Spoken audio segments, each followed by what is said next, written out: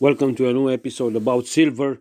Today is a special talk with information that you don't find anywhere on the internet. For example, the real price, the real problem of shortage, the top 10 countries who extract silver, and the entities and the people who own silver.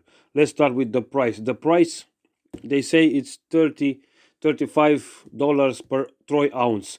The reality is you can buy silver if you still can find between $40 and $50, and if you want to sell they will offer you $30 per troy ounce. This is the real price, between $40 and $50, if you find where to buy, because there is a shortage. This is point number two. There's a shortage, a lack of silver coins.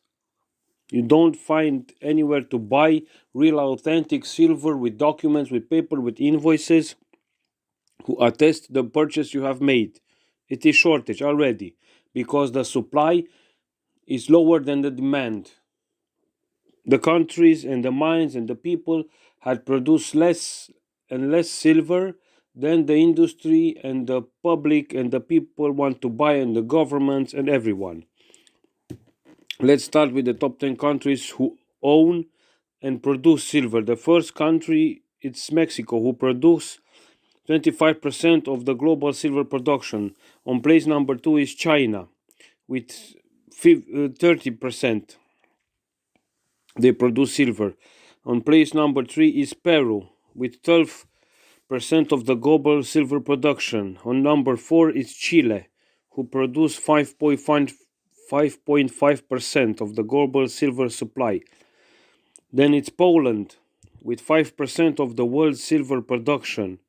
Australia with 5%, Bolivia with 5%. Russia is on number 8 with 5% of the world silver production, and on 9th place is United States with 4% of global silver production. On place 10 is Kazakhstan, who produce 4%. Then we have top 10 categories of silver owners, like companies, pawn shops, governments, and private people. The first and the biggest owner worldwide are governments and central banks. Many governments and central banks hold silver as part of their monetary reserve for strategic purpose. For example, the US and other nations store silver in their national reserves. On second place, we have mining companies. These companies own significant amounts of silver as part of their operation. They extract silver from mines, and some of large companies are silver producers and they store the silver.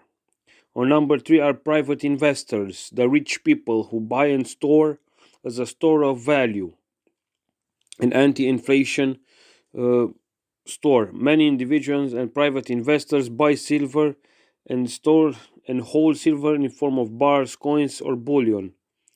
Then on fourth place are jewelers and silver manufacturers, the people and the companies who process silver. Then we have ETFs and investments funds, exchange trades funds, and iShares silver trusts hold large amounts of silver on behalf of investors. These funds allow people to invest in silver without physically holding it.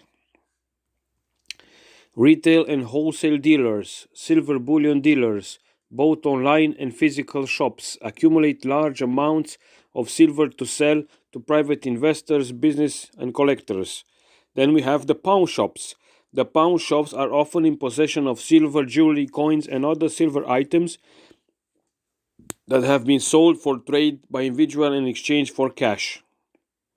The only question is, and the biggest question is, how big must be the price of silver that will be profitable for people to buy and profitable for pawn shops to sell?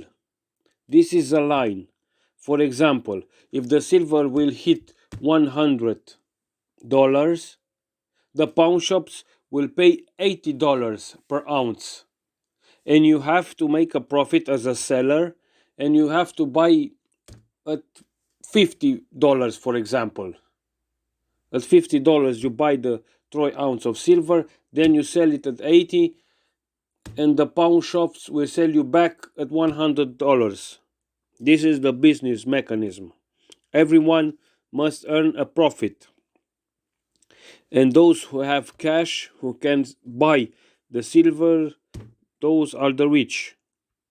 Another category of silver owners are collectors of numismatics, typically own rare or antique silver coins, which can have both historical and monetary value. Then we have banks. The banks hold silver in the form of bullions, coins, or other silver backed financial instrument, typically for investors as a part of their wealth management services.